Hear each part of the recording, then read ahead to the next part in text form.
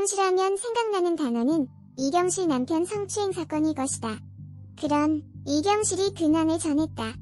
하지만 아직 이경실 등장의 시청자들은 불편한 기색을 드러내며 이경실 관련 기사에 댓글이 이어지고 있다. 그도 그럴 것이 이경실 남편 최명호 씨 사건이 워낙 충격적이기도 했지만 수차례 언론을 통해 자신은 결코 김 씨를 성추행한 사실이 없다고 자각했지만 재판에서는 지인의 부인 김 씨 성추행 사건에 대해 공소사실을 모두 인정했었기 때문이다. 어쨌든 이경실은 3월 9일 채널A 아이콘택트에 출연해 남편의 성추행 사건 후 근황을 전했다. 이경실은 도인처럼 살았다. 친구들과 등산을 다녔다라며 한라산과 백두산, 히말라야 등반 코스 중 제일 높은 칼라파타르에도 올랐다고 밝혔다. 이날 이경실은 마음의 끈을 놓으면 병에 걸릴 것 같았다. 살아있음을 느끼기 위해 계속 여행을 다녔다라고 산을 오를 수밖에 없었던 이유를 전했다. 이경실은 2003년 동갑내기 전 남편과 이혼한 뒤 2007년 9살 연상의 사업가와 재혼했다. 두 사람은 함께 방송 출연을 하는 등 행복한 결혼 생활을 이어왔지만 2016년 남편이 지인 부인을 성추행한 혐의로 기소되면서 위기를 맞았다. 이후 유죄 판결을 받은 남편은 징역 10월 선고 및 성폭력 치료 프로그램 40시간 이수를 처벌받았다. 이로 인해 이경실은 한동안 방송가를 떠났으며 절친이었던 개그우먼 박미선과도 2년 동안 만나지 못했다고 한다. 이경실과 성추행 사건으로 실형을 선고받은 이경실 남편은 아직 이혼을 하지 않은 것으로 보인다. 경실 남편 성추행 사건으로 이경실 역시 명예훼손으로 벌금 500만원을 선고받았었다. 이경실 남편 성추행 사건. 이경실 남편 김씨 원피스 벗기고 성추행 혐의 인정. 2차 공판서 공소사실 모두 인정 뒤늦게 선처 호소. 재판장 언론에선 왜 다른 말 했느냐 이례적으로 피고인 질책. 이경실과 남편 최명호 씨는 성추행 사건에 대해 그동안 일부 언론과의 인터뷰에서 자신은 결코 김호 씨를 성추행한 사실이 없다고 자각했던 이경실의 남편이 법정에선 공소사실을 모두 인정한다고 자백한 것으로 드러나 파문이 일었다. 지난 2015년 서울서부지방법원에선 지인의 아내 김호 씨를 차 안에서 강제추행한 혐의로 불구속 기소된 방송인 이경실의 남편 최명호 씨에 대한 2차 공판이 열렸다. 이날 재판장은 피고인석에 앉은 최 씨에게 지난 1차 공판에서 그랬던 것처럼 모든 공소사실을 인정하느냐고 물었다. 이에 최 씨는 인정한다고 짤막하게 답했다. 그러나 재판장은 피고인이 법정에서는 공소사실을 인정했는데 언론 인터뷰에서는 다른 말을 하고 있다는 이유로 피해자 측에서 의견서를 제출했다며 지난달 최 씨가 K스타 등과의 인터뷰에서 자신의 혐의를 극구 부인했던 사실을 지적했다.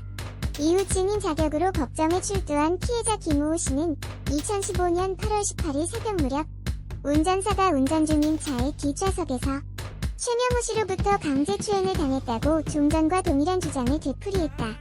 김 씨는 당시 뒷좌석에는 자신과 함께 또 다른 지인과 그의 아내 이렇게 3명이 탑승했고 조수석에는 최 씨가 앉았다고 밝힌 뒤 이후 지인과 그의 부인이 먼저 내렸는데 깨어보니 최 씨가 내 옆에 앉아있었다고 진술했다.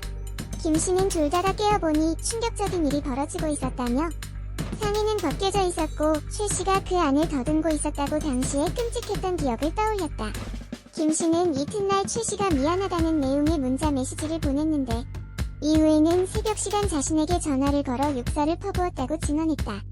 김 씨는 이 사실을 뒷받침하는 욕설 녹취본을 공개한 뒤 정신적인 충격으로 2차례나 자살 기도를 했었다는 사실을 털어놓기도 했다. 김 씨는 마지막으로 하고 싶은 말이 있으면 하라는 재판장의 말에 지금도 극도의 불안감과 수치심이 머릿속에서 떠나질 않는다며 1차 공판에서 죄를 자백했던 최 씨가 이후 언론 인터뷰에선 술 마신 사실만 인정한 것이라고 말하고 이경실 씨도 자신을 매도하는 말을 한 것에 좌절감을 느꼈다면서 최 씨에게 엄벌을 내려달라고 말하기도 했었다. 뒷자리에 앉자마자 돌변, 상에 벗기고 더듬어 평소 절친한 관계로 지내왔다는 최명호 이경실 부부와 김호우 씨 측이 하루아침에 서로를 비방 고소하는 사이가 된 것은 지난 8월 18일 오후 지인들과 가진 술자리가 발단이 됐다. 최 씨와 김 씨의 남편은 평소 호영호재하며 가깝게 지내는 사이로 이날 술자리도 허물없이 지내는 지인끼리 식사 겸 반주를 하는 자리였던 것으로 알려졌다. 당시 경기도 분당 모처에 모인 멤버들은 최 씨를 포함해 총 6명이었다. 그런데 한창 술 기운이 오를 무렵 김씨 부부가 말다툼을 벌였고 아내에게 뺨을 맞은 남편이 집으로 먼저 돌아가는 상황이 발생한 것으로 전해졌다.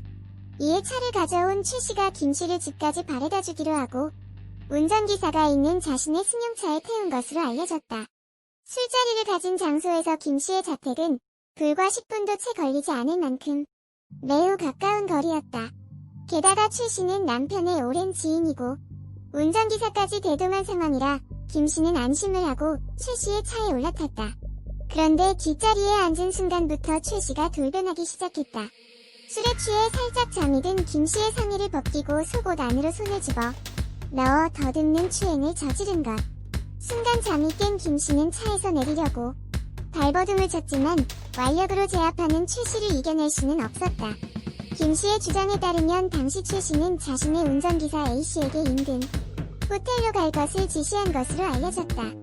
그러나 A씨는 이 얘기를 못 들은 척 태연스럽게 김씨의 자택 앞에 차를 세운 것으로 전해졌다. 차가 멈추자 김씨는 곧장 자신의 집으로 뛰어 들어갔다. TV조선 조정민 기자가 취재한 보도 내역을 보면 당시 김씨가 차량에서 뛰쳐나오는 모습을 본 목격자도 있는 것으로 전해졌다. 갑자기 누가 후다닥 나와요. 성급하게 막 뛰어가더라고요. 급하게 막 쫓겨서 간다. 날이 밝자 최씨는 김씨에게 어젯밤 일을 사과하는 문자 메시지를 보냈다. 이경씨 남편은 술을 마시면 잠이 드는 스타일. 김씨가 언론사에 제보한 내용을 살펴보면 평소 거두절미하고 정말 죽을 짓을 했네요. 죄송합니다. 무슨 할 말이 있겠습니까? 형님한테는 죽을 짓입니다. 부끄럽고 죄송합니다라는 내용이었다. 결국 김씨는 최씨를 강제추행 혐의로 경찰에 고소했고 경찰로부터 기소. 의견으로 사건을 송치받은 검찰은 지난 9월 25일 최씨를 불구속 기소 재판을 회부했다. 이경실 첫 번째 이혼, 이경실 손광기 이혼 이후 이경실 손광기 폭행 사건 36일 만에 협의 이혼. 이경실 남편 이경실 바람, 외도. 진실은 이경실과 손광기는 85년 동국대 캠퍼스 커플로 만나 92년 결혼했지만 2003년 야구 방망이 폭행 사건으로 18년 만에 이혼하게 되었다. 이경실이 야구 방망이로 맞아 한밤중에 병원 응급실에 실려가는 소동을 빚은 지 36일 만인 2003년 3월 17일 법정 대리인인 김삼아 변호사를 통해 이혼 서류에 도장을 찍었다. 사건 발생 후부터 이혼하고 싶다던 이경실과 가정만은 지키고 싶다며 평행선을 달리던 손광기 씨가 결국 이혼에 합의한 것이다. 갈비뼈 4주, 골반 6주 진단을 받았던 이경실은 생각보다 일찍 퇴원했었다. 지난 2월 야구 방망이 폭행 사건으로 부부간의 불화를 세상에 드러냈던 이경실 손광기 부부가 결국 남남이 됐다. 지난 3월 17일 오후 양측 변호사가 만나 공동 명의로 된 동부 이촌동 집과 두 아이의 양육권은 이경실이 갖고 부부가 함께 설립한 회사와 5천만 원이 든 예금 통장 등은 손광기 씨가 갖기로 합의하면서 11년간의 결혼 생활에 종지부를 찍었다. 처음부터 이혼 의사를 밝혔던 이경실과 달리 남편 손광기 씨는 폭행 혐의로 구속된 후에도 아내 이경실을 사랑하며 가정만은 지키고 싶다는 뜻을 굽히지 않았기 때문이다. 이런 손씨의 마음은 지난 3월 12일 서울지방법원 서부지원에서 있었던 재판에서도 드러났다.